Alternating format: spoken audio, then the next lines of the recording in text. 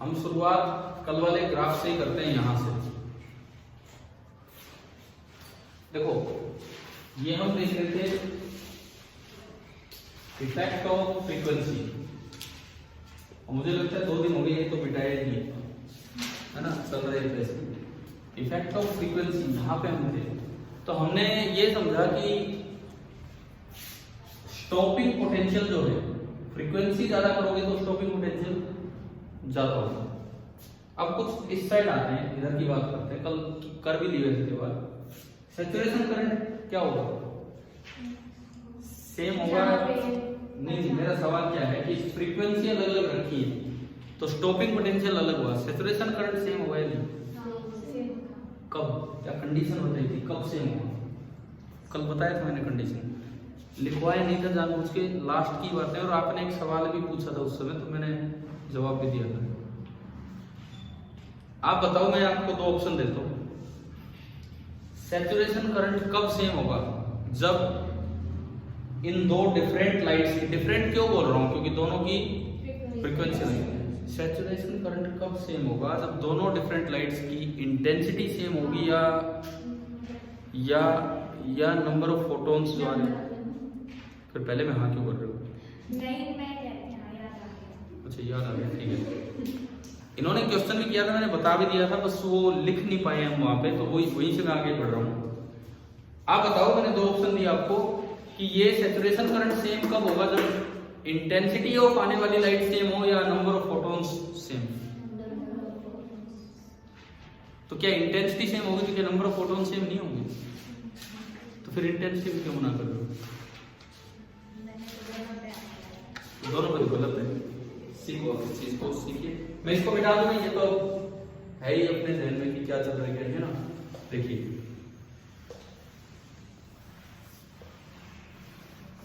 अब एक ऐसा पॉइंट जो बहुत कंफ्यूजिंग पॉइंट है, इन्होंने एक अच्छा पॉइंट पूछा था लेकिन थोड़ा सा बस समय इतना ही था, मैंने लगभग जवाब आपको दे भी दिया था। लेकिन अब मैं उस पर क्वेश्चंस बना के पूछता हूँ आपसे, और लगभग जो निष्कर्ष गलत निकाल देते हैं बच्चे। लेकिन अगर आपको फोटोन पिक्चर क्लियर है ना, तो कोई डरने वाली बात ही नहीं है। देखिए, पॉइंट का आंसर आ जाएगा।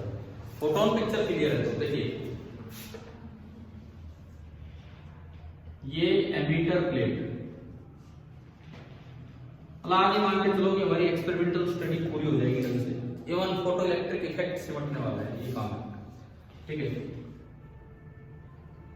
एक और एमीटर प्लेट में 2 अलग अलग लाइट डालूंगा, 2 अलग अलग लाइट। मैं कहता हूं एक लाइट यहां से डाली जा रही है, फ्रीक्वेंसी न्यू, और एक लाइट यहां से डाली जा रही है, फ्रीक्वेंसी 2 न्यू। डबल कर देंगे फ्रीक्वेंसी। जो पैकेट्स आ रहे हैं, पैकेट, मैं इसको बार बार पैकेट नाम क्यों दे रहा हूँ? इसका नाम तो वैसे क्या है? फोटोन। असल में पता है, फोटोन नाम तो 1926 में आया है, और थ्योरी कब की? 1905 की। उससे पहले प्लैंक ने तो बहुत पहले बता दिया था। मतलब भगवान जाने वो क्या बोलते थे इसको, वो पैकेट ही बोलते थे या क्या बोलते थे। फोटोन नाम तो थोड़ा लेट आया, लेकिन बाद में हम तो 2020 में तो फोटोन वर्ड यूज कर सकते हैं। अगर कोई जो पैकेट आ रहा है, फोटोन आ रहा है, क्या दोनों में सेम लाइट, सेम एनर्जी के पैकेट आ रहे हैं? अलग है ना। यहाँ पे जो पैकेट आएगा उसकी फ्रीक्वेंसी अगर 1 इलेक्ट्रॉन वोल्ट है, तो यहाँ पे जो पैकेट आएगा उसकी कितनी होगी फ्रीक्वेंसी? उसकी एनर्जी अगर 1 इलेक्ट्रॉन वोल्ट है तो इसकी कितनी होगी? 2 डबल, क्योंकि h × 2 न्यू हो जाएगा। तो यहाँ पे जो पैकेट आ रहा है उसकी एनर्जी है 2 इलेक्ट्रॉन वोल्ट। अब एक सवाल में हूं, सवाल की तरह मैं देख रहा हूं। देखिए इधर, इंटेंसिटी ऑफ लाइट दोनों की मैंने क्या कर दी? सेम। मैं ये कह रहा हूं कि जो इंटेंसिटी है, इंटेंसिटी मैंने कहा इसकी भी आई है, और जो इंटेंसिटी है यहां से जो लाइट आ रही है उसकी इंटेंसिटी भी हमने बोल दी कितनी है? ठीक है। तो यूं बताओ, per unit area, per unit time में नंबर ऑफ फोटॉन्स की बात करूं, कि अगर सपोज कीजिए मैं कहता हूं कि भाई इसमें 4 फोटोन आ रहे हैं, यूनिट एरिया में, यूनिट टाइम में 4 फोटोन आ रहे हैं, तो बताओ और इंटेंसिटी सेम है तो यहां भी कितने फोटोन है? 4। कैसे? नंबर ऑफ फोटोन किसके प्रोपोर्शनल था? एक मिनट बताओ मुझे, नंबर ऑफ फोटोन किसके प्रोपोर्शनल था? आई बाई न्यू था ना, था ये। आई बाई न्यू करोगे, आई तो दोनों का सेम है, न्यू इसका डबल है, तो intensity is proportional to I by nu. I दोनों का सेम है और न्यू डबल है, तो आई बाई न्यू हाफ हो गया। मतलब नंबर ऑफ फोटोन इस केस में क्या होंगे? हाफ। बिना फोटोन पिक्चर के समझना ही पॉसिबल नहीं है इस तरह के सवाल, समझ रहे हो ना? तो अब देखो बच्चे तो रट के चले जाते हैं, इंटेंसिटी सेम तो नंबर ऑफ फोटोन सेम। क्या ऐसा हो रहा है यहाँ? समझ आ रहा है? आ रहा है, ठीक है। सुनो, इंटेंसिटी सेम तो नंबर ऑफ फोटोन सेम, इसका मतलब ये तो बात तब है जब फ्रीक्वेंसी भी क्या होती? सेम। अभी number of photons I by new पे डिपेंड करेगा। तो अगर पर यूनिट टाइम यहाँ 4 फोटोन आ रहे हैं एक इलेक्ट्रॉन वोल्ट के, तो यहाँ केवल कितने आएंगे? तो क्या समझ आ गई? इंटेंसिटी सेम कैसे? अब बताओ एक बार इस एग्जांपल में कैसे इंटेंसिटी सेम? फोटॉन्स को देख के बताओ कि इंटेंसिटी सेम कैसे है। फोटॉन्स को, पैकेट्स को देख के बताओ कि इंटेंसिटी सेम कैसे है। भाई यहाँ टोटल कितनी एनर्जी आ रही है? 1 2 3 4 4 into 1 4 इलेक्ट्रॉन वोल्ट एनर्जी आ रही है यूनिट एरिया में यूनिट टाइम। यहाँ कितनी एनर्जी आ रही है? तो क्या इंटेंसिटी सेम होगी? क्या नंबर ऑफ फोटॉन सेम हुए? नहीं हुए। तो क्या जितने इलेक्ट्रॉन इसमें निकलेंगे उतने इसमें निकलेंगे? क्योंकि नंबर ऑफ इलेक्ट्रॉन जो निकलने हैं वो तो किस बात पर डिपेंड करेंगे? नंबर ऑफ फोटॉन्स से, है ना? उससे कम ही निकलेंगे, लेकिन इसमें ज्यादा फोटॉन्स आ रहे हैं, इसका मतलब more electrons are emitted but क्यों लगाया अभी आपने? यहाँ पे ज्यादा नहीं, कम फोटोन आ रहे हैं तो लेस इलेक्ट्रॉन्स आर एमिटेड। अब एनर्जी की बात करो, जो इलेक्ट्रॉन बाहर निकलेंगे वो ज्यादा एनर्जी के साथ आएंगे कि कम एनर्जी के साथ? जो इलेक्ट्रॉन आ रहा है वो ज्यादा एनर्जी के साथ आएगा कम एनर्जी के साथ? किसमें जाएगा? सेकंड वाले में। भाई आप खुराक अच्छी दे रहे हो, पैकेट जो है वो ज्यादा एनर्जी का दे रहे हो ना उसे, तो निकलेगा तो ज्यादा एनर्जी के साथ। एक इलेक्ट्रॉन है कि तो फोटोन एब्जॉर्ब करता है, ये तो है नहीं कि उसके 2 एब्जॉर्ब करके उसके बराबर ले आएगा, ऐसा तो हो नहीं सकता। समझ आ रहा है कुछ? ठीक है, तो इसका मतलब less electrons are emitted but with more energy, ज्यादा एनर्जी के साथ निकल रहे होंगे। यहाँ पे more electrons are emitted but with less energy. क्या ये बात यहां तक समझ आ चुकी है आपको? है, ठीक है। अब देखो सैचुरेशन करंट क्या दोनों में बराबर होगा? इसका जवाब होगा सैचुरेशन करंट क्या दोनों में बराबर होगा? अरे बोलो, नहीं होगा। क्यों नहीं होगा? सैचुरेशन करंट का मतलब था कि जितने इलेक्ट्रॉन निकल रहे हैं उनका करंट किस में ज्यादा होगा? सैचुरेशन करंट ऊपर वाले में, है ना? इसका मतलब यहां अगर मैं देखता हूं तो मोर सैचुरेशन करंट,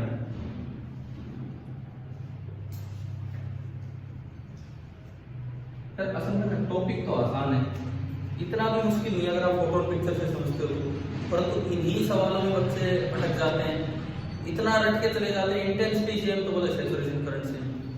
ठीक है, अब इधर सुनो, यहां पे क्या होगा? कम इलेक्ट्रॉन निकल रहे हैं तो लेस सैचुरेशन करंट। लेकिन एक खास बात मैं आपको बताता हूं इसमें,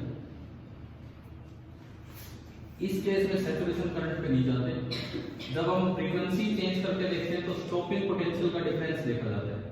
अब थोड़ा इस पॉइंट पे ध्यान देना, यहां तो मैं ले रहा हूं वोल्टेज, जो लगभग बच्चे गलती करके आते हैं अगर कभी आई तो पेपर पे। यहां मैंने लिया वोल्टेज और यहां मैंने क्या लिया? करंट। मैं केवल पीछे की साइड दिखाऊंगा, डिसेलरेटिंग वाले केस को ही मैं दिखाऊंगा यहाँ पे। समझ आ रहा है? ठीक है, तो देखो सुनो, किस केस में स्टॉपिंग पोटेंशियल ज्यादा होगा ये बताओ?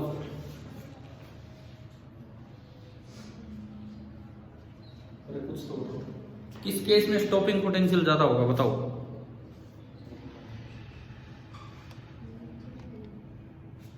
किसमें? अरे जिसमें ज्यादा एनर्जी के साथ इलेक्ट्रॉन आ रहा है वही तो उसको रोकने के लिए ज्यादा जोर लगाना पड़ेगा। एक सीधी सी बात है, जो V नॉट होता है वो होता है ke max अपॉन E, और ke max होता है h new minus pi not upon E। तो जिसमें न्यू ज्यादा उसमें V नॉट ज्यादा। न्यू ज्यादा किसमें है? नीचे वाले में, 2 न्यू है। समझ आ रहा है ना? इसका मतलब इलेक्ट्रॉन ज्यादा एनर्जी के साथ फर्स्ट केस में आ रहे हैं या सेकंड केस में? तो V नॉट ज्यादा किसमें होगा? सेकंड केस में। मैं यहाँ पे 2 ग्राफ बनाता हूँ। सेकंड केस को मैं ग्रीन कलर से दिखा रहा हूँ जस्ट थोड़ा सा अलग करने के लिए। तो V नॉट ज्यादा तो होगा सेकंड केस में और कम होगा फर्स्ट केस में, परंतु ग्राफ में ये नेगेटिव साइड में है तो इसलिए बाहर क्या लगाना पड़ेगा? ये माइनस। क्या इतनी बात आ गई है समझ? अब जो खास बात है वो क्या है, एक और भी करंट होता है no voltage current. No voltage current मतलब क्या हमने पढ़ा था कि अगर इलेक्ट्रॉन निकले हैं तो आप कोई वोल्टेज ना लगाएं तब भी थोड़े बहुत तो पहुंच ही जाते हैं और करंट बन जाता है ना? अब बताओ, अब आप सोच के बताना, इसमें ज्यादा इलेक्ट्रॉन निकले इसमें कम इलेक्ट्रॉन निकले, इसमें ज्यादा इलेक्ट्रॉन निकले इसमें कम, ये नहीं सोचना, ये तो दे रखा है इसमें दिख रहा है ना? अब आप ये सोच के बताना कि अगर मैं वोल्टेज ना लगाऊं तो किस में करंट ज्यादा मिलेगा, किस में कम? फर्स्ट वाले में ज्यादा मिलेगा। क्यों? भीड़ है फालतू की। अरे वो किसी काम की नहीं, एनर्जी है उनके पास। यहाँ भीड़ नहीं है लेकिन एनर्जी है। तो बताओ कौन पहुंचने की क्षमता रखते हैं? दूसरे वाले। फिर भीड़ का क्या फायदा है? असल में क्या होगा, ऑन एन एवरेज ऐसा होता है, यहाँ भीड़ ज्यादा है तो भी कुछ सिलेक्शन तो होंगी, मतलब कुछ तो पहुंचेंगे। यहाँ लिमिटेड बच्चे थे लेकिन अच्छे बच्चे थे तो वो तो सेलेक्ट होंगे। ऑन एन एवरेज होता क्या है, नो वोल्टेज पे अगर आपने दोनों की इंटेंसिटी सेम रखी है ना तो नो वोल्टेज करंट भी दोनों का क्या मिलेगा? सेम। सैचुरेशन करंट सेम नहीं मिलेगा। सैचुरेशन करंट तो वो है जब सारे के सारे इलेक्ट्रॉन पहुंचने लग जाए। तो सारे की बात हो रही तो भीड़ ज्यादा हुई, वहां पे करंट ज्यादा। भीड़ ज्यादा कहां दिख रही है? यहाँ। सैचुरेशन करंट तो उसकी बात है, लेकिन अगर इंटेंसिटी सेम है तो ये ग्राफ भी यूं आएगा और जो दूसरे वाला ग्राफ है वो भी आगे का मैं नहीं दिखा रहा हूं, आगे मैं नहीं जा रहा हूं, लेकिन जो मेन बात है जिसपे हम आए हैं यहाँ पे वो क्या है कि सेम नो वोल्टेज करंट। ऐसा कब है जब लाइट की फ्रीक्वेंसी चाहे अलग है लेकिन इंटेंसिटी क्या है? सेम। तो पहले तो आप ये बताओ कि ये वाला ग्राफ समझ आ गया है कि नहीं? ठीक है। और अक्सर बच्चे जो मैक्सिमम टाइम जो मिस्टेक करेंगे इसमें, अगर इतना दिमाग लगा जाए ठीक ठाक तो उन्हें लगेगा कि यहाँ ज्यादा इलेक्ट्रॉन निकले तो in the absence of any voltage यही ज्यादा आएंगे और ये कम आएंगे। बहुत सी बुक्स में गलतियां होती है इसलिए भी बच्चे गलत कर जाते हैं। आप बताओ क्या ये वाला पॉइंट समझ आ गया है कि नहीं आपको? ठीक है। और मैं तो यार आपको ना बड़ी जो स्टैंडर्ड जो मॉडर्न फिजिक्स की बुक्स है जो 11वीं में नहीं पढ़ाई जाती है, तो मॉडर्न फिजिक्स की जो अच्छे टेक्स्ट हैं, ऑथर विजर राइटर है, रेस्टलिक इसवर्ग है, मतलब कुछ अच्छे राइटर्स हैं जो मतलब मैं पढ़ देता हूँ, ये लगा लो, तो वहां पे ऐसे ऐसे पॉइंट्स मिल जाते हैं और ये गलतियां बड़ी कॉमन है जो बच्चे कर जाते हैं, बुक्स कर जाते हैं। क्या ये समझ में आ गया है कि ये वाला पहला पॉइंट? तो अब मैंने कल जो आपने सवाल पूछा हम थोड़ा सा और इलैबोरेट कर रहे थे उसको, कल तो टाइम भी नहीं था इतना। अब बताओ क्या कल वाले ग्राफ में, देखो एक बार जो कल ग्राफ बनाया है लास्ट, क्या उसमें इंटेंसिटी सेम है? फिर हाँ, फ्रीक्वेंसी अलग अलग है, वो स्टॉपिंग पोटेंशियल से दिख रहा है ना? क्या क्या इंटेंसिटी सेम है? नहीं। आप नो लोड करंट से देखो ना, नो वोल्टेज करंट, क्या उन दोनों ग्राफ्स में नो वोल्टेज करंट सेम दिख रहा है कि अलग अलग जगह कट कर रहे हैं? अलग अलग जगह कट कर रहे हैं। तो उस ग्राफ में इंटेंसिटी सेम नहीं है, उस ग्राफ में क्या चीज सेम है? सैचुरेशन करंट सेम हुआ है, मतलब जो इलेक्ट्रॉन निकले हैं वो सेम है, मतलब आने वाले फोटॉन्स की संख्या क्या है? सेम। चलो मैं आप ढंग से क्वेश्चन की तरह लिखो ताकि आप ये समझे। क्वेश्चन लिखिए और फिर ये बनाना।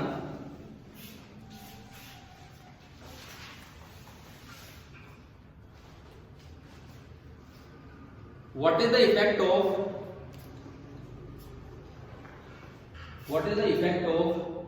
variation of frequency of incident light? What is the effect of variation of frequency of incident light of given intensity? Of given intensity मतलब इंटेंसिटी क्या कर दी आपने, फिक्स कर दी है। ऑफ गिवन इंटेंसिटी ऑन दो बातों में बताना है, एक तो कट ऑफ पोटेंशियल, स्टॉपिंग भी नाम दिया था ना इसको, स्टॉपिंग पोटेंशियल या cut off potential, and no voltage current,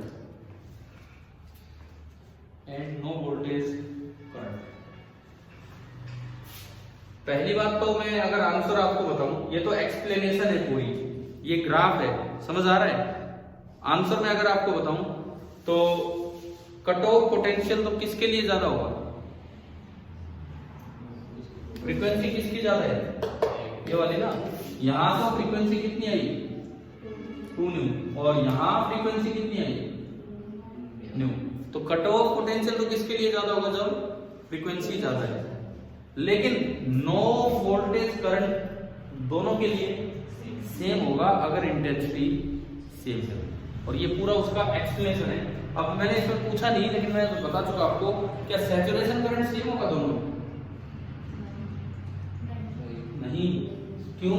saturation current केवल किस बात पर डिपेंड करता है, अरे लिखा हुआ यार, ये लिखा हुआ, ज्यादा इलेक्ट्रॉन निकलेंगे तो सैचुरेशन करंट ज्यादा। अब मैं मतलब ऐसे कैसे उम्मीद लगाऊं कि अब एग्जाम में कोई ऐसी बात आ गई तो आप सही बता पाओगे, बताओ अभी क्यों गलतियां कर रहे हो बार बार। फोटोन, एक फोटोन छोटा सा पैकेट है, वो दिमाग में रखना है, उसके अकॉर्डिंग ही सारी चीजें हो गई। अब बताता हूँ समय के बाद। मोस्ट ऑफ द जो सिंपल बुक्स होती है ना, वो इस ग्राफ में गलती कर जाती है। जो कल हमने बनाया ना, दोनों का सैचुरेशन करंट सेम है लेकिन कट ऑफ पोटेंशियल अलग अलग है। वो ग्राफ तब बनेगा जब नंबर ऑफ फोटोन्स क्या हो सेम, तभी तो सैचुरेशन कर दिया। सैचुरेशन करंट तो केवल इस पे डिपेंड करता है, अगर नंबर ऑफ फोटोन सेम हो ना तो वो ग्राफ बनेगा। लेकिन बहुत सी बुक्स ना ये लिख देती हैं कि फ्रीक्वेंसी अलग है और इंटेंसिटी सेम है तो वो ग्राफ होगा, ना वो नहीं होगा। अगर फ्रीक्वेंसी अलग और इंटेंसिटी सेम है तो ग्राफ ये होगा। और तो छोड़ो, दो बड़ी बुक्स में मिस्टेक बताता हूँ। आर्यन की बुक्स तो बहुत ठीक ठाक चल रही है, डीसी पांडे जो राइटर है उनकी, सुना है ना, उसमें भी थ्योरी में ये मिस्टेक है। वो दूसरी मिस्टेक हो रही है, क्यों हो रही है जगह जगह, क्योंकि एनसीईआरटी में कई सालों से चली आ रही है। वो एनसीईआरटी में जहां ये ग्राफ देता है उसमें एक गलती से उसने एक वर्ड एडजस्ट तो लिखा, सही लिखा, लेकिन वो सेम और लिख दिया। मैं अभी बताऊंगा आपको आगे चल के। पहले आप इसका आंसर देखो और ये पूरी एक्सप्लेनेशन देखिए ना। पेपर में आए तो एनसीईआरटी क्यों कर रहे हो, आपके पास रीजन है, ऐसी कोई बात नहीं है। देखो एनसीईआरटी में हो सकता है ना कुछ मिस्टेक्स हो, आगे करेक्ट हो जाए कभी, लेकिन आपके पास रीजन है। आप अगर अपने रीजन के साथ चलते हो तो वो ज्यादा बेटर होगा। और पेपर में अगर नीट या जेईई इस तरह के एग्जाम जाएंगे तो वहां तो सही ही माना जाएगा, जो सही है। चाहे एनसीईआरटी में कुछ देखो, ऐसी बात नहीं है, जो सही है वो ज्यादा सही होगा। मैं बता रहा हूँ हल्की सी मिस्टेक है बस एनसीईआरटी में। भाई इसका आंसर ये है, सेम नो वोल्टेज करंट और more cut off potential for high frequency. बस ये इसका आंसर है। और इधर इसका एक्सप्लेनेशन है,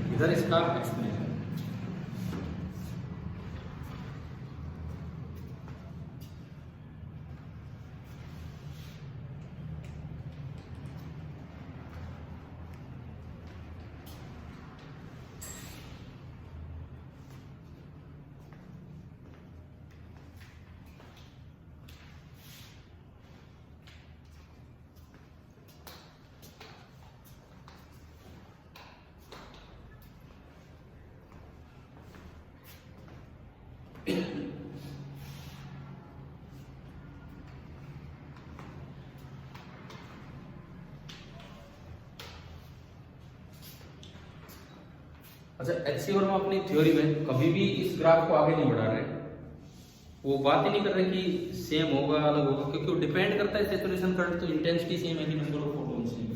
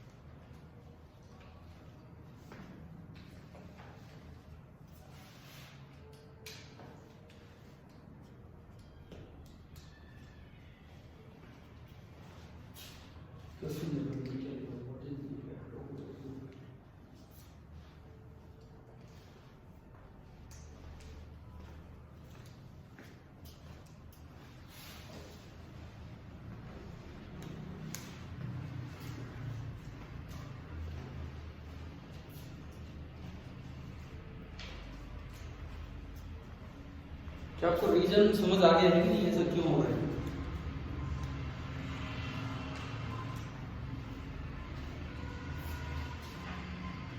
और आंसर जो हमारे सवाल का वो ये है कि नो वोल्टेज करंट तो क्या मिलेगा दोनों में? सेम मिलेगा, और cut off potential high frequency पे ज्यादा मिलेगी। और एक चीज और मैंने बता दी, सैचुरेशन करंट ज्यादा किस केस में मिलेगा और किस में नहीं। तो ऐसा नहीं कि सैचुरेशन करंट सेम आना होगा, ठीक है।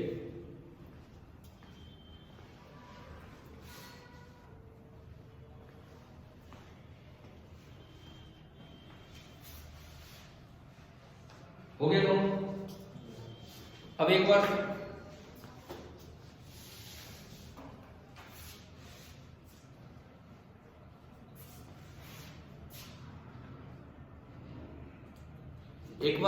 फिर से हम क्वेश्चन को रिपीट करेंगे। क्या लेंगे सवाल? इस बार फिर से वही चीज, लेकिन क्या सेम रखेंगे? इंटेंसिटी नहीं, फ्रीक्वेंसी तो रख ही दी अगर मान लो सेम, फिर तो काम ही खत्म हो गया। हम तो इफेक्ट ऑफ फ्रीक्वेंसी के अंदर ये पढ़ रहे हैं चीजें, effect of change in the frequency ही पढ़ रहे हैं। फ्रीक्वेंसी तो बदलनी है, लेकिन इस बार मैं इंटेंसिटी नहीं, क्या चीज सेम रखूंगा? नंबर ऑफ फोटोन, उसको फोटोन फ्लक्स भी बोलते हैं। Photon flux, number of photon जो आ रहे हैं ना उसको, पर मैं इतने नए वर्ड यूज नहीं करूंगा, ठीक है। सवाल लिखो अगला उसी तरह से, what is the effect of, अगर ये अभी बचा है पहले सवाल लिख लो कोई बात नहीं। What is the effect of variation of frequency, what is the effect of variation of frequency of incident light of given photon flux, of given photon flux, bracket में लिखना, लेकिन इसका वर्ड कई बार होता है कि यार ये तो पता ही नहीं क्या है। गिवन फोटोन फ्लक्स, और ब्रैकेट में इसका मतलब लिख दो number of photons per metre square per second, number of photons per metre square per second on, दो चीजें, इस बार कौन सी दो चीजें वो सुनो। लिख लिया क्या आपने ब्रैकेट में क्या बोला मैंने? ऑन, एक तो कट ऑफ पोटेंशियल एंड दूसरा saturation current, cut off potential and saturation current.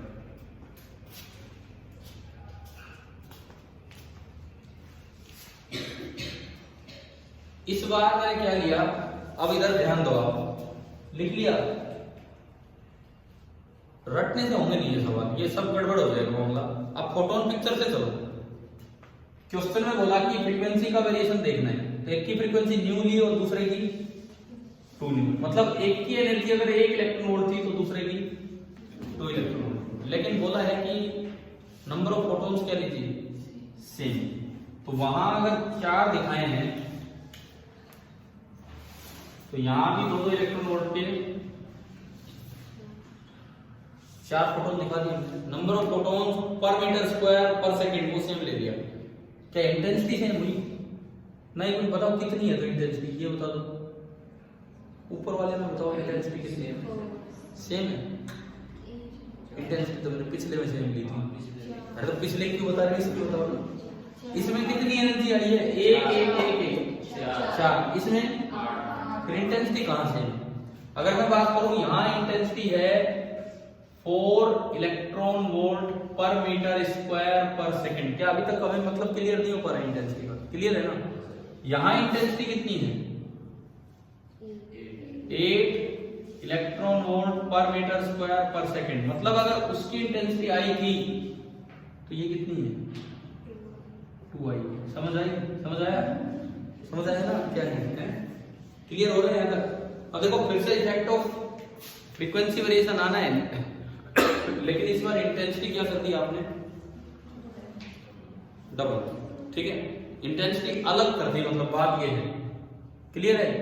पहली बात यहां 4 आए, यहां भी 4 आए, तो जितने इलेक्ट्रॉन यहां निकलेंगे उतने ही। तो यहां भी हम लिखें सेम नंबर, समझ गए हो?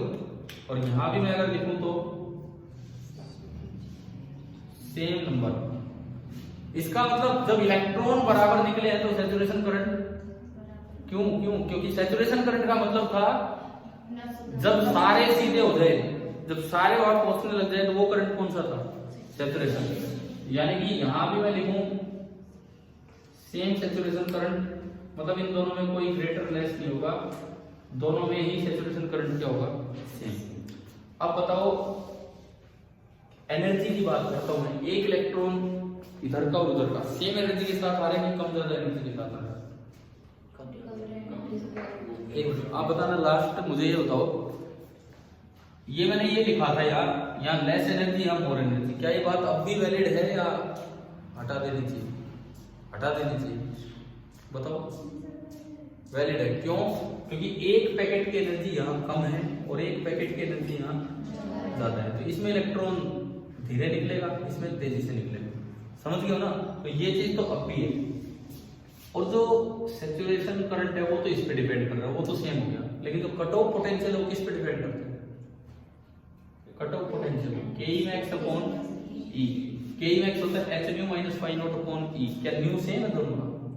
नहीं, न्यू इसका ज्यादा है तो कट ऑफ पोटेंशियल इसका ज्यादा होगा। ये बात आई समझ में? यानी कि जिसकी फ्रीक्वेंसी ज्यादा है कट ऑफ पोटेंशियल तो उसका ज्यादा होगा, लेकिन सैचुरेशन करंट दोनों का सेम होगा। आंसर अभी लिखेंगे हम, लेकिन ग्राफ के साथ बताएंगे अभी बात। चले ग्राफ की तरफ। देखो वही ग्राफ,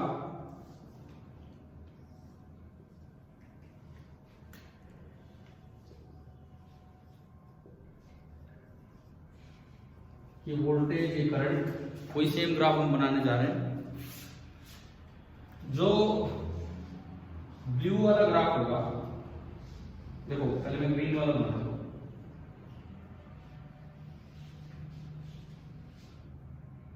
स्ट्रेट लाइन ये कर्व है और ये ऐसा हो जाएगा, और ये जो है, ये जो वैल्यू है इसको मैं बोल रहा हूं सैचुरेशन करंट। हो गया पहला ग्राफ। दूसरा कैसा बनेगा बताओ? यहां से स्टार्ट होगा या आगे से? यहीं से स्टार्ट होगा दूसरा ग्राफ या यहां से? आगे थोड़ा पास से स्टार्ट होगा, क्योंकि उसकी कट ऑफ पोटेंशियल की वैल्यू, स्टॉपिंग पोटेंशियल की वैल्यू कम है। ठीक है ना? यहां मैं अगर लिखूं तो मोर वी नॉट, और यहां मैं अगर लिखूं तो लेस वी नॉट। समझ आया? इसका मतलब जो दूसरा ग्राफ है वो यहां से स्टार्ट होगा। लेकिन एक चीज हमने देखी, सैचुरेशन करंट दोनों में सेम है। कैसे? वो दिख रहे हैं यहाँ पे कि जितने इलेक्ट्रॉन इसमें निकल रहे हैं उतने इसमें, यानी कि बाद में जाना तो वही है। अब एक और बात आती है, कल पिंच ऑफ वोल्टेज आई थी। पिंच ऑफ मतलब जहां पे वो सैचुरेट हो जाए करंट। अब बताओ मुझे, क्या पिंच ऑफ वोल्टेज इसमें और इसमें बराबर होगी?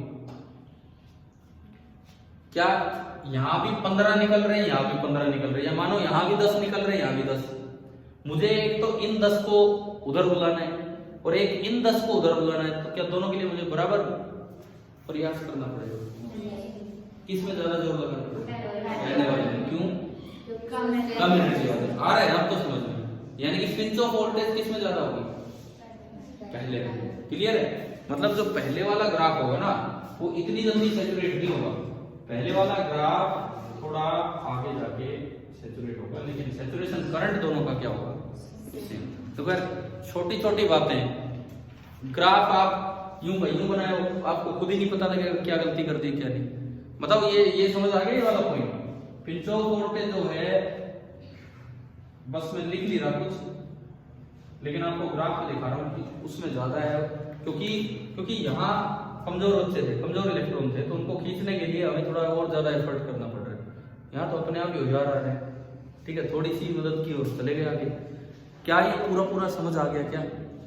ठीक है, तो भाई ये इसकी एक्सप्लेनेशन है और ये इसका ग्राफ है, और जो आंसर आपसे मांगा था उसका आंसर ये होगा सेम IS। सैचुरेशन करंट दोनों में क्या होगा? सेम होगा, लेकिन कट ऑफ पोटेंशियल होगा।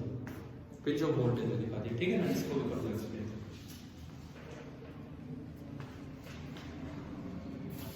मुश्किल है वैसे, आसान है, मुझे लगता है बड़ा आसान है। फोटोन पिक्चर अगर दिमाग में है तो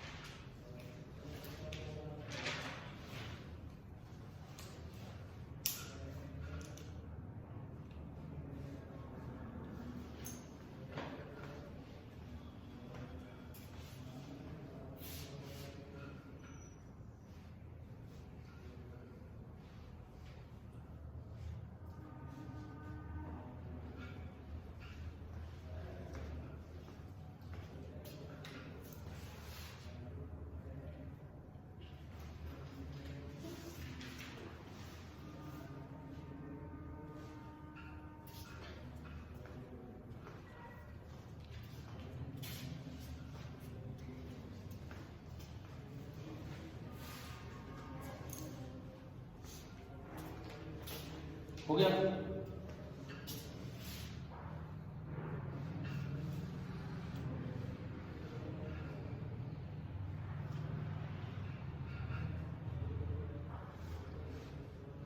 एक्चुअली ऐसे बनते नहीं है ग्राफ, है ना, क्योंकि देख के संशोधन कैसे बनाएंगे? हमारे दिमाग में 2-3 बातें हैं। फ्रीक्वेंसी ज्यादा तो आगे से स्टार्ट होगा, सैचुरेशन करंट दोनों का सेम होगा, जिसमें पहले से एनर्जेटिक आ रहे थे वो जल्दी सैचुरेट हो जाएगा, जिसमें कम एनर्जेटिक थे वो थोड़ा लेट सैचुरेट होगा। इन 2-3 बातों का ध्यान रखना।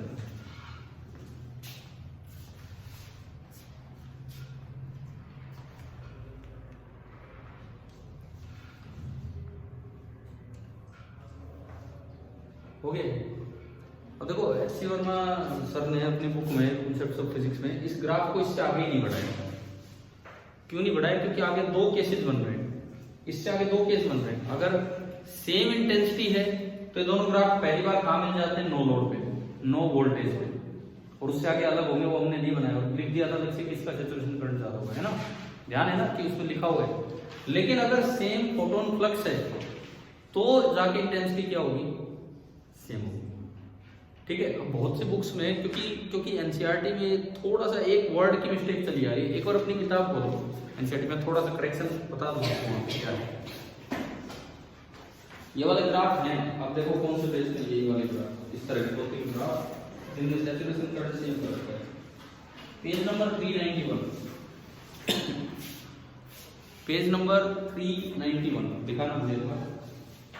देखिए ये जो देख लो आप पेज नंबर 391 पे ये जो ग्राफ है, इसमें असल में दिक्कत क्या है?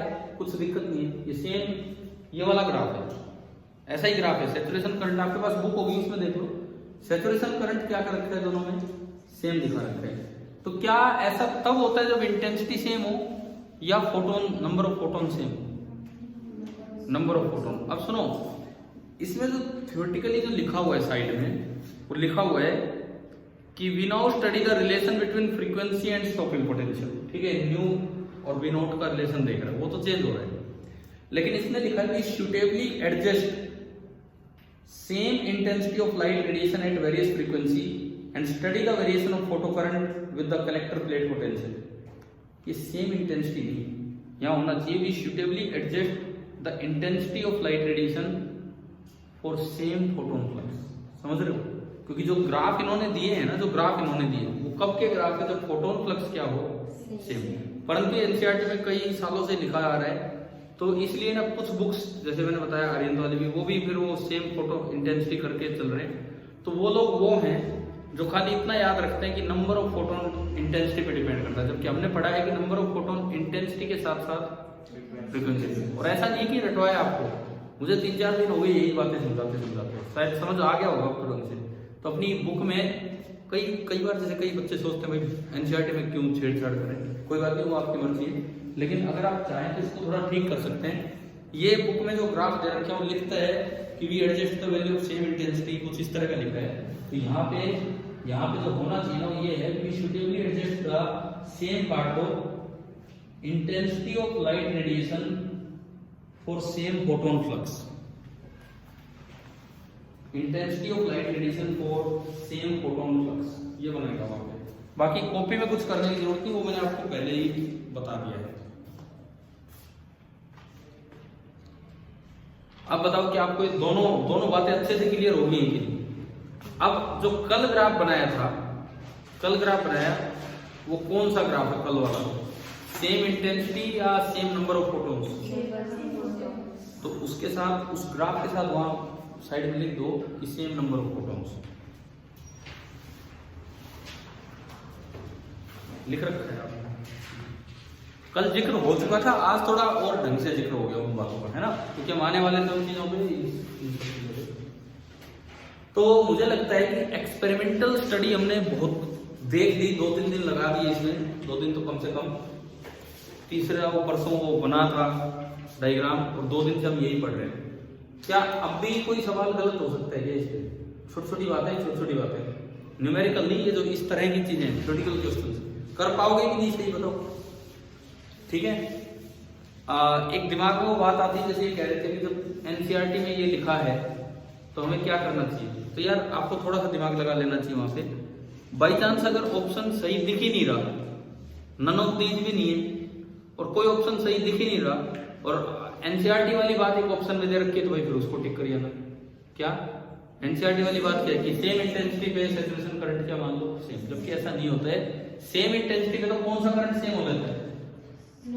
No voltage current. और उसके बाद सैचुरेशन करंट तो उस पर डिपेंड करेगा कि नंबर ऑफ फोटोन कहां कैसे होंगे। क्या अब फोटोन पिक्चर से फोटो इलेक्ट्रिक इफेक्ट समझ आ गया पूरा? अब इसको समेटते हैं, अब इसको फिनिशिंग स्टेज की तरफ हम चलेंगे। अपनी बुक को थोड़ी देर खोले रखिए, अगर है एक आधी किताब भी है तो। देखो हमारी सीक्वेंस एनसीईआरटी से थोड़ी अलग रही है।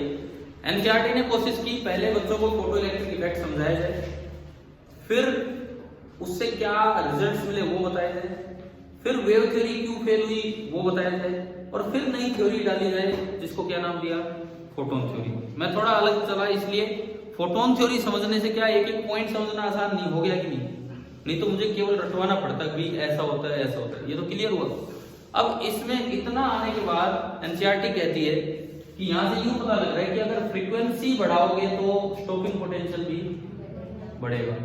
उसके बाद वो उस ग्राफ पे गए, जो एक ग्राफ अगर आपको याद हो, शायद हमने 3 दिन पहले बना लिया हो, V0 पाया Kemax का ग्राफ याद हो, यूं था और ये U0 से स्टार्ट होता है नीचे नीचे। इसके बाद एनसीईआरटी उस ग्राफ पे गई है कि वो लीनियर वेरिएशन, लेकिन हम तो आइंस्टाइन इक्वेशन पहले पढ़ के आ चुके हैं, ठीक है। उसके बाद आपकी किताब में 2 इम्प्लीकेशंस हैं, 2 इम्प्लीकेशंस हैं, उनके मैं चलूंगा। कहां पे है ये, नीचे आओ। हाँ, ये बताइए दीज ऑब्जर्वेशंस है और 2 इम्प्लीकेशंस। ये जो इतनी बातें आई उससे 2 चीजें ऑब्जर्व की, पढ़ते ही समझ आएगा क्या क्या है। सुनो, पहली लाइन ये लिखता है, number 1, the maximum kinetic energy of photoelectron very linearly with the frequency but independent of intensity. सुनो अब ध्यान से सुनो, अरे किताब छोड़ो, इधर सुनो। नहीं मिला इतनी देर, एक छोटी सी किताब की क्यों बंद कर दी, उसमें देखना चाहिए था। मतलब मैं तो कह रहा था कि इतनी देर होगी, उसके पीछे कौन सा पेज नंबर है अभी बताना। 392, उस पे 1 2 ऊपर भी हो रहा है, ऊपर वाले 1 2 को मत देखो, उससे थोड़े से नीचे 1 2 और इम्प्लीकेशंस वहां पे हो, जो इम्प्लीकेशंस है। पहली इम्प्लीकेशन क्या है, पहला पॉइंट क्या बोला है इन्होंने, बोला है कि जो Kemax है, आप Kemax बोलो या V0 बोलो, बात एक ही है, क्योंकि Kemax किस पे डिपेंड करता है, E into V0। तो चाहे V0 बोलो चाहे Kemax बोलो, वो लिनियरली वेरी करता है किसके साथ, फ्रीक्वेंसी के साथ। हमें ग्राफ में दिख रहा है, आप फ्रीक्वेंसी बढ़ा रहे हो तो स्टॉपिंग पोटेंशियल या Kemax बढ़ता गया, लेकिन वो इंडिपेंडेंट है किससे, ये लिखना भी गलत है, थोड़ा सा करेक्शन करना चाहिए, बट इंडिपेंडेंट ऑफ, क्या लिखा है लाइन में पूरी करवाता हूं, but independent of its intensity. कब, ऐसा कब बोल सकते हैं, जब फ्रीक्वेंसी क्या हो, फिक्स। भाई ये केवल फ्रीक्वेंसी के साथ चेंज होगा, ये केवल फ्रीक्वेंसी के साथ चेंज होगा। ये लिखता है इंडिपेंडेंट ऑफ इंटेंसिटी। एक बार इधर बताओ, यहां और यहां इंटेंसिटी अलग है, अलग है ना, यहां और यहां इंटेंसिटी अलग है। हम इंटेंसिटी सेम भी कर सकते हैं, लेकिन इंटेंसिटी से देखना ही नहीं है। देखना कब है, जब किस चीज को देखें, एक पैकेट की एनर्जी किस पे डिपेंड करती है, इंटेंसिटी पे कि फ्रीक्वेंसी पे, फ्रीक्वेंसी पे। तो इंटेंसिटी पे तो नजर डालनी ही नहीं है। तो जो यहां लिखता है ना इंडिपेंडेंट ऑफ इंटेंसिटी, उसमें कंडीशन है इफ फ्रीक्वेंसी इज फिक्स्ड, वहां आगे ऐड कर दो, उसमें कॉपी में लिखने की जरूरत नहीं है, वो पॉइंट हो चुके हमारे। Independent of intensity if frequency is fixed, जब तक फ्रीक्वेंसी फिक्स रहेगी एक पैकेट की एनर्जी चेंज नहीं होगी, तो इस वजह से V0 या Kemax भी चेंज नहीं होगा। पहला एप्लीकेशन आ गया समझ। सेकंड पॉइंट क्या लिखता है, second point, for a frequency new of incident radiation lower the cutoff frequency nu0, the photoelectric emission is possible even if the, मुझे सही नहीं समझे, दोबारा बोलता हूं मैं। For a frequency new of incident radiation, कोई लाइट आई है फ्रीक्वेंसी की लोअर देन कटऑफ, जो न्यू की वैल्यू अगर V0 से कम है तो नो फोटोइलेक्ट्रॉन। क्या कह रहे हैं सुनिए, कल इस पे सवाल ले चुके हम, कल इस पे ब्लू और ग्रीन और रेड कर चुके। दूसरा पॉइंट ये कहता है, अगर थ्रेशोल्ड फ्रीक्वेंसी न्यू0 है, उससे कम फ्रीक्वेंसी की अगर आप लाइट डाल रहे हो तो चाहे कितनी स्ट्रॉन्ग लाइट डाल लो, एक भी इलेक्ट्रॉन नहीं निकलेगा। स्ट्रॉन्ग लाइट का मतलब है ब्राइट लाइट, ब्राइट लाइट का मतलब है इंटेंसिटी अच्छी खासी आपने डाली। एक बार मतलब समझो इस चीज को अच्छे से। एक हमने ईएम स्पेक्ट्रम बनाया था, ईएम स्पेक्ट्रम बना के चले थे हम, रेड ब्लू वो सब किया था। मान लो मैं कहता हूं कि स्टॉपिंग थ्रेशोल्ड फ्रीक्वेंसी न्यू0 जो है वो ग्रीन पे है, ग्रीन पे। मैं अगर प्योर वाली बात यहां पे लेके आऊं, इसको हटा देता हूं यार,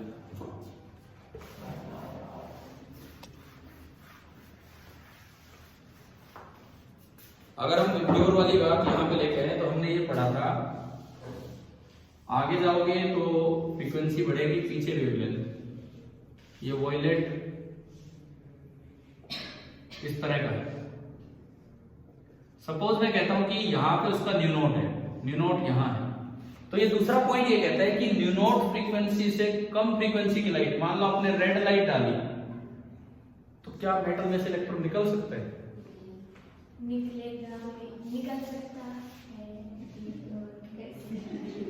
बताओ। नहीं निकलेगा। अरे बताओ इसका जवाब दो ढंग से। मैं कह रहा हूं कि न्यू की वैल्यू न्यू नॉट जो है थ्रेशोल्ड फ्रीक्वेंसी वो यहाँ है ग्रीन पे। ब्लू लाइट डालेंगे तो निकलेगा, रेड लाइट डालेंगे तो नहीं निकला। मैंने रेड लाइट बहुत स्ट्रॉन्ग कर दी, बहुत स्ट्रॉन्ग रेड लाइट, अच्छी खासी इंटेंसिटी की, तो भी नहीं निकलेगा। मैं पक्का बताओ, इंटेंसिटी बढ़ा दी मैंने अच्छी खासी। इंटेंसिटी बढ़ाने का मतलब क्या है कि पहले 2 फोटोन आ रहे थे, मैंने 100 फोटोन फेंक मारे, 100 1000 फोटोन 1 लाख फोटोन फेंक मारे, क्या अब भी नहीं निकलेगा क्या इलेक्ट्रॉन? नहीं निकलेगा। क्यों? क्योंकि उसको तो एक ही मिलेगा पैकेट। अरे आप 1 करोड़ फेंक दो फोटोन, उसके हिस्से कितने आना है? एक। आप फ्रीक्वेंसी तो कम रख रहे हो, मतलब एक पैकेट की एनर्जी तो बढ़ा नहीं रहे, आप तो केवल क्या बढ़ा रहे हो? नंबर ऑफ पैकेट्स, है ना? तो क्या उससे किसी एक पे फर्क पड़ेगा? नहीं पड़ेगा। समझ में आया? दूसरा पॉइंट यही है, ये कंक्लूजन निकाले इसने। दूसरा पॉइंट ये लिखा है कि अगर न्यू नॉट से कम फ्रीक्वेंसी की लाइट डालोगे तो कितनी इंटेंसिटी बढ़ा के डाल लो, एक भी इलेक्ट्रॉन नहीं निकल सकता। कल क्या बताया था? कल वाले सवाल पे आ जाओ। क्या था बताओ, बताओ अगर कुछ कंफ्यूजन है तो। कल जो क्वेश्चन लिए उनकी बात कर रहे हो। मैंने सवाल ये लिया था, वो ग्रीन लाइट पे ये लिखा न्यू नॉट है। मैंने कहा था कि ग्रीन लाइट पे इलेक्ट्रॉन निकल रहे हैं, तो ये तो श्योर था कि न्यू नॉट इससे कम होगा, ये तो श्योर था कि न्यू नॉट इससे कम होगा। अब ग्रीन से ऊपर की लाइट लोगे तब तो न्यू नॉट से बड़ा ही है, और ग्रीन से नीचे की लाइट लोगे तो हम ये श्योर नहीं थे कि वो न्यू नॉट से भी छोटा है, न्यू नॉट से भी बड़ा। समझ गए हो ना? कल का सवाल अलग था, आज कुछ थोड़ा अलग चल रहा है। एक बार ये बताओ, ये दोनों इंप्लीकेशन समझ आ गई? तो इसके बाद बुक बंद मत करना, लेकिन अगली हेडिंग डालो, laws of photo electric emission. 4 law बनाए गए हैं, और ये 4 लॉ न्यूटन की तरह नहीं कि फर्स्ट लॉ यही तो यही ना, आपको बस 4 लॉ क्या है वो याद रखने हैं, नंबरिंग इधर उधर कर दो। Next topic, laws of photo electric emission.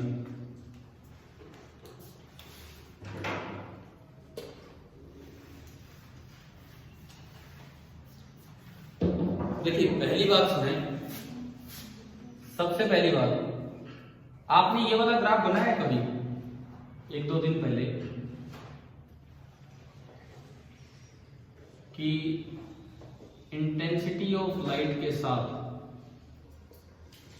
Photo current कैसे चेंज होता है?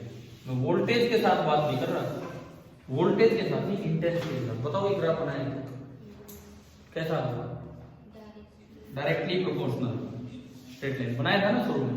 ये वोल्टेज के साथ नहीं, कभी सोचो यार ये क्या हो गया, कल तक तो यूं बन रहा था, कुछ और है ना। ये तो केवल ये है कि आप किसी एक वोल्टेज पे देख रहे हो, इंटेंसिटी बढ़ाओगे तो करंट भी बढ़ रहा है उसी वोल्टेज। ठीक है, अब मैं आपको लॉज पढ़वाता हूँ, लिखेंगे लेकिन हम अपनी कॉपी में, ऐसे नहीं। आपकी बुक में पेज नंबर 391-92 पे नीचे 4 लॉ इकट्ठे कर रखे हैं, मैं अभी पढ़ा रहा हूँ एक एक करके।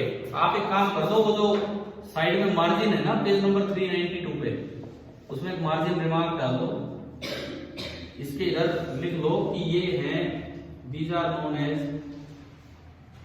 Laws of photo electric emission, PE emission. Book में ये लिखी दो वहां पे।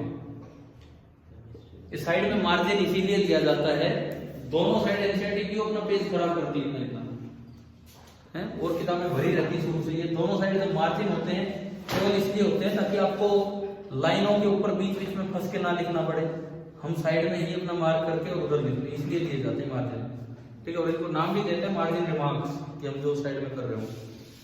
तो देखो पहला लो पढ़िए, पहला लो, फर्स्ट लो, यही लिखने की जरूरत थी। पहला लो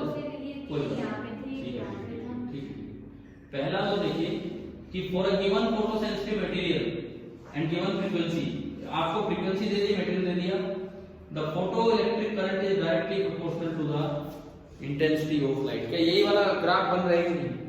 ठीक है, कॉपी में लिखो number 1 for a given photo sensitive material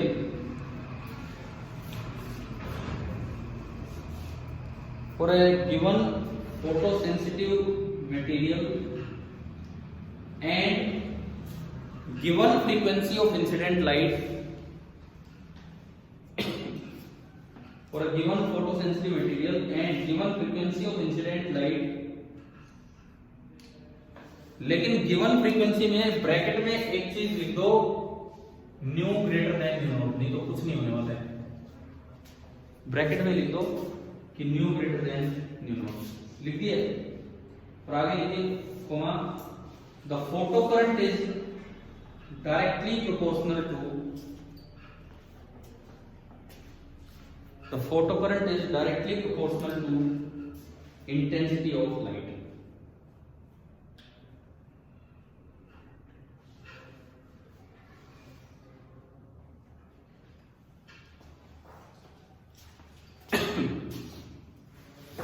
मतलब क्या है कि जो पहला लॉ है वो आपको ये बताता है फॉर अ गिवन मटेरियल, मतलब आपने फाई नॉट फिक्स कर दिया, एंड ए गिवन इंटेंसिटी मतलब न्यू भी आपने क्या कर दिया, फिक्स कर दिया। दो चीजें आपने फिक्स की, तो अगर आप इन दो चीजों को फिक्स करते हैं और ये जो न्यू है ये आपने न्यू नॉट से बढ़ा लिया है, तो अगर आप ये दो चीजें फिक्स करते हैं तो जो इंटेंसिटी ऑफ लाइट होगी उसको बढ़ाओगे तो जो करंट है वो बिल्कुल बिल्कुल कैसे मिलेगा, डायरेक्टली प्रोपोर्शनल। ये आपका फर्स्ट लॉ है। अब इसको रटना यूं नहीं कि यही फर्स्ट होगा, इसी को कहीं भी लिख सकते हैं। तो जो आपने वर्ड्स में लिखा है आप उसके साथ ये बना दो, ताकि याद रहे कि हाँ भाई एक लॉ क्या पढ़ा था।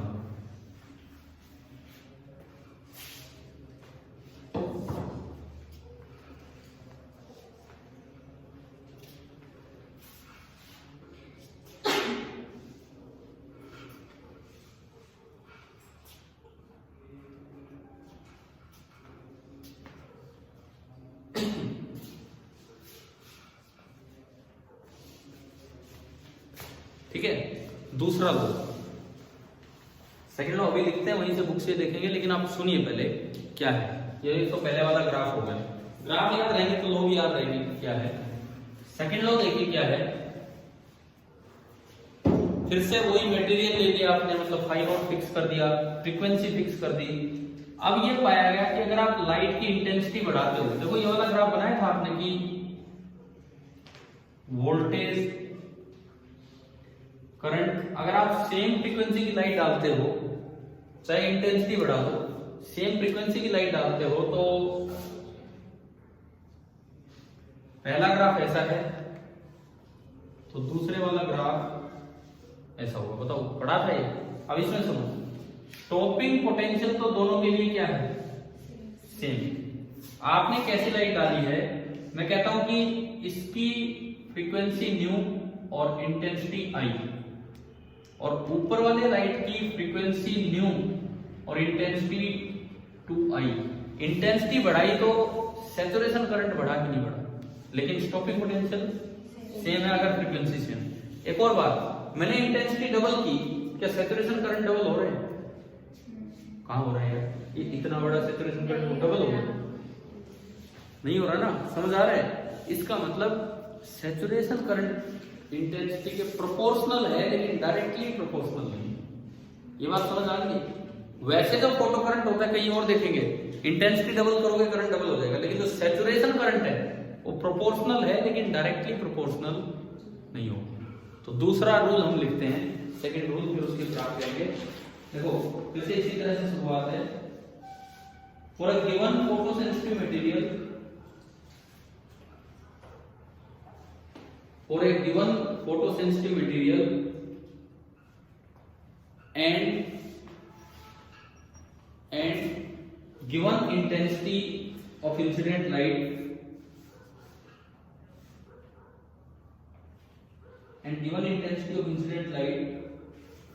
the saturation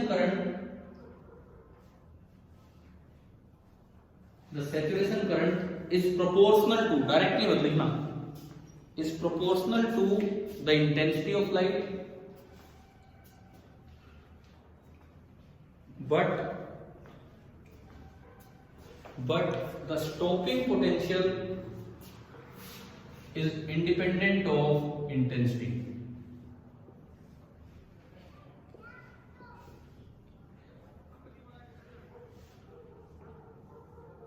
और ये दूसरे पॉइंट का ग्राफ है। But stopping potential is independent of intensity. Stopping potential intensity पे डिपेंड नहीं कर रहा कि इंटेंसिटी अलग कर दी तो दोनों के लिए v नॉट है, माइनस दिखाना चाहिए मुझे ग्राफ में, माइनस v नॉट। लेकिन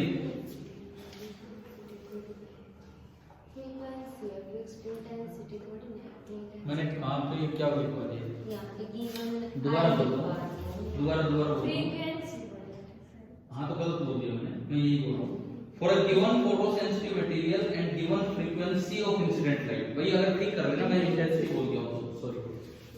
पहली लाइन में for a given photo sensitive material and given frequency, ठीक है, अच्छा है, चलो इनका ध्यान रखिएगा उस चीज से। आगे तो आगे ना समझ में, तो ये दूसरा लॉ है और ये आप बना सकते हो उसमें, सेकंड लॉ ये है हमारा।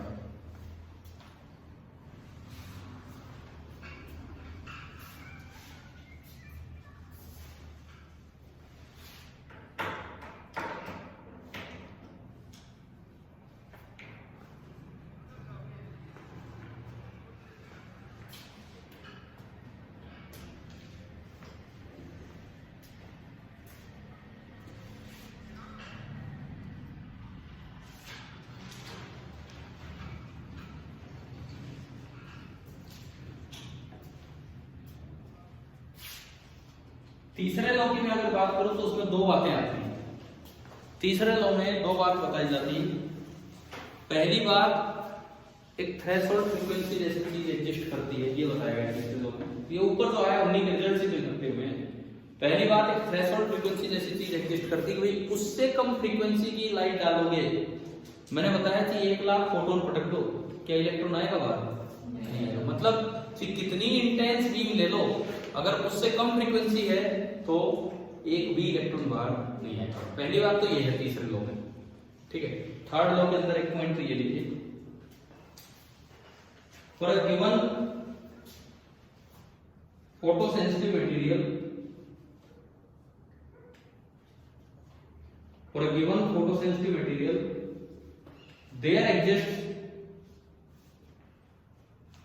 there exists a certain threshold frequency, there exists a certain threshold frequency of incident light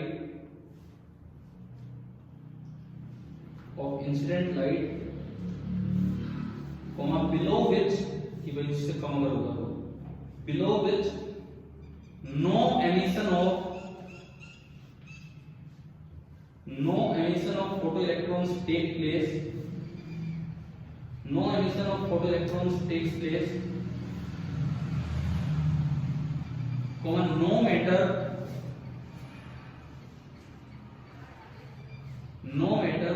how intense the beam is, no matter how intense the beam is। आप चाहे कितनी ही तगड़ी बीम ले लो, कितनी ही स्ट्रॉन्ग बीम ले लो, मतलब कितने ही नंबर ऑफ फोटोन डाल दो, लेकिन अगर थ्रेशोल्ड फ्रीक्वेंसी से कम फ्रीक्वेंसी की बीम है तो एक भी फोटोन इतना ताकतवर नहीं है कि वो वहां से क्या निकाल सके, इलेक्ट्रॉन। क्या ये बात समझ आई? ये कई बातें ऐसी हैं जो वेव थ्योरी समझाई नहीं पाई।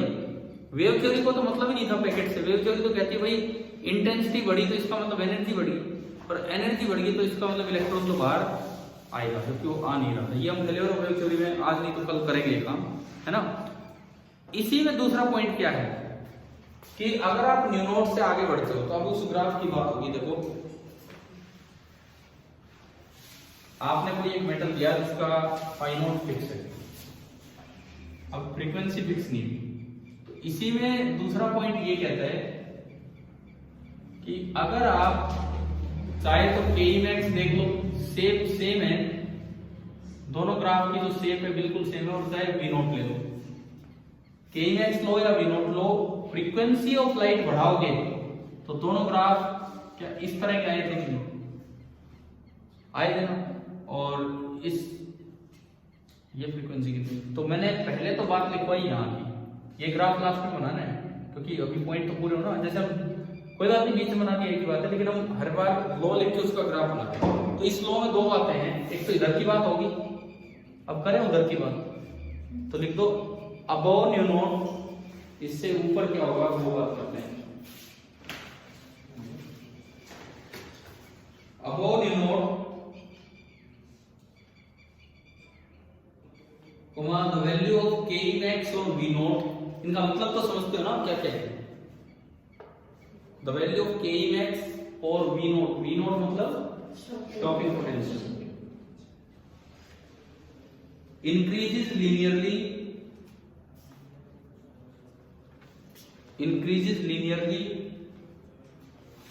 with the frequency,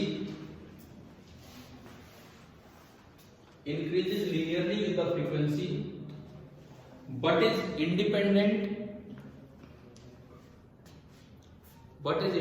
of intensity for a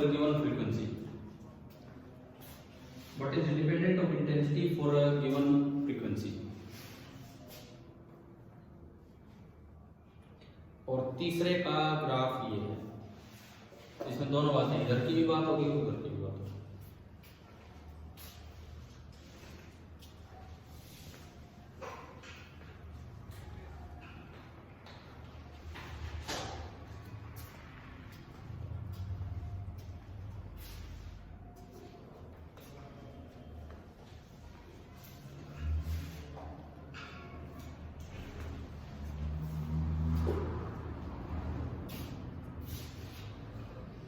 और अब आता है चौथा और आखिरी गुण जो फोटोइलेक्ट्रिक केमिस्ट्री के जो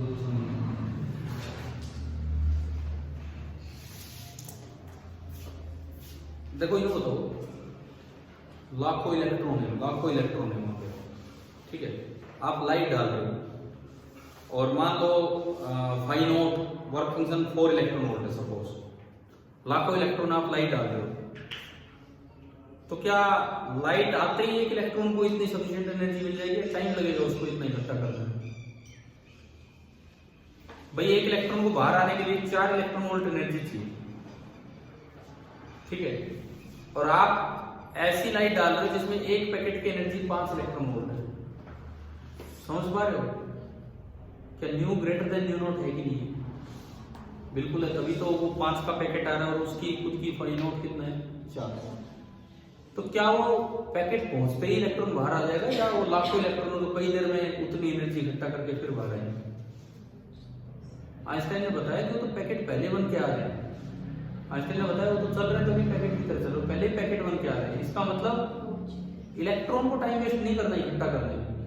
अगर होता कि डिस्ट्रीब्यूटेड वेव फॉर्म में एनर्जी आई होती, अगर वेव फॉर्म में एनर्जी आई होती तो मान लो लाखों इलेक्ट्रॉन है, सपोज 10 ही इलेक्ट्रॉन है, 10 बैटरी, ठीक है। एक पैकेट आ रहा है 5 इलेक्ट्रॉन वोल्ट का, पैकेट नहीं होता अगर वैसे फैला होता तो एक के हिस्से कितनी एनर्जी आई होती? 5/10, यानी कि ओनली हाफ इलेक्ट्रॉन वोल्ट। और जबकि बाहर निकलने के लिए मैंने कहा कितनी एनर्जी चाहिए? 4 इलेक्ट्रॉन वोल्ट। तो हाफ को 4 तक पहुंचाने में भी हो सकता है आधा घंटा लग जाए। क्या ऐसा होता है कि मैं प्लेट पे लाइट डाल रहा हूं और सुबह डालने लगा फिर पता लगा दोपहर में इलेक्ट्रॉन निकलने स्टार्ट हुए? ऐसा नहीं होता। इलेक्ट्रॉन तो इतनी जल्दी निकलता है, लाइट डालते ही इलेक्ट्रॉन निकलता है, 1 सेकंड का भी गैप नहीं लगता, 1 सेकंड का भी। ऐसा भी नहीं कि आपने लाइट डाली और 1 सेकंड भी आपको रुकना पड़ा हो। जो गैप लगता है ना वो कितना लगता है? 10⁻⁹ सेकंड। 10⁻⁹ सेकंड आप सोच सकते हो? हम सोच भी नहीं सकते क्या टाइम लगा। मतलब इलेक्ट्रॉन तो लाइट डाली नहीं उससे पहले निकल आता है। खैर पहले तो कैसे निकलता है, मतलब लाइट डालते ही निकल जाता है। समझ में आया? तो चौथा लॉ हमें ये बताता है कि एक इंस्टेंटेनियस प्रोसेस है। लिख लो photoelectric emission. The photoelectric emission is an instantaneous process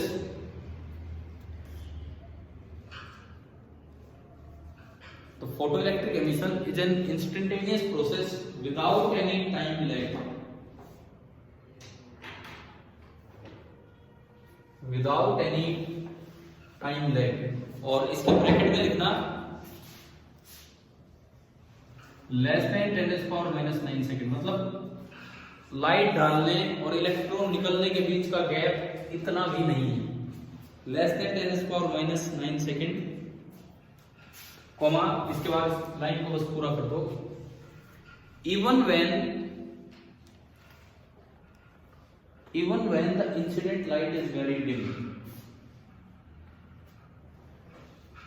even when the incident light is very dim,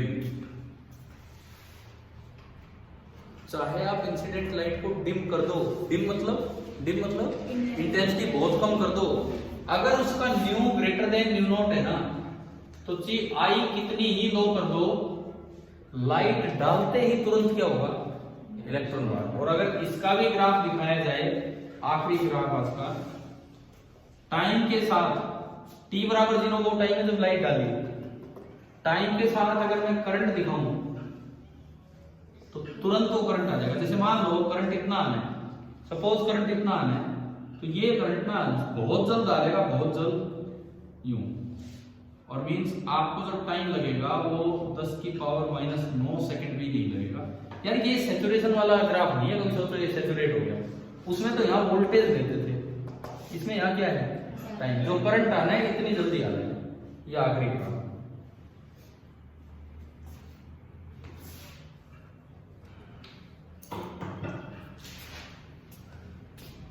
तो मुझे बताओ यार, क्या फोटो इलेक्ट्रिक इफेक्ट अच्छे से क्लियर हो गया है कि नहीं? अब एक आखिरी पार्ट जो इसमें बचा है वो है कि वेव थ्योरी क्यों नहीं इसे समझा भाई। आपके एनसीईआरटी टेक्स्ट बुक का जो अगला टॉपिक है वो क्या है, इसके बाद photo electric effect and wave theory of light. तो मतलब कल की शुरुआत हम यही से करेंगे कि वेव थ्योरी 3 पॉइंट है, 3 पॉइंट वेव थ्योरी क्यों नहीं समझा भाई।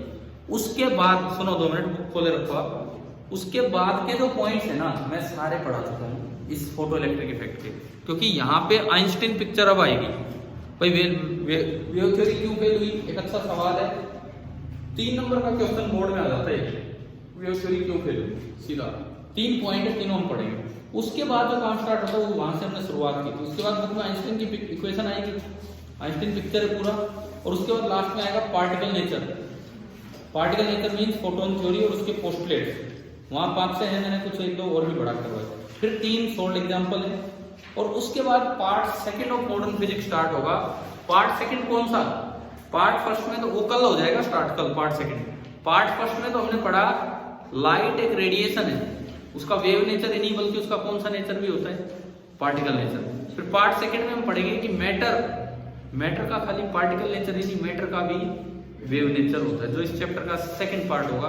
तो कल हम वहां से शुरुआत करेंगे, लेकिन कल पहले एक शुरुआती काम क्या करना होगा, वेव थ्योरी क्यों नहीं एक्सप्लेन कर पाई। आप चाहो तो बुक में ना वो 3 सोल्ड एग्जाम्पल तक जहां है ना, कौन सा पेज नंबर है जहां तक 3 सोल्ड एग्जाम्पल है, 396 तक आप ये चैप्टर की रीडिंग लगा सकते हो अगर आपके पास समय हो तो, ठीक है।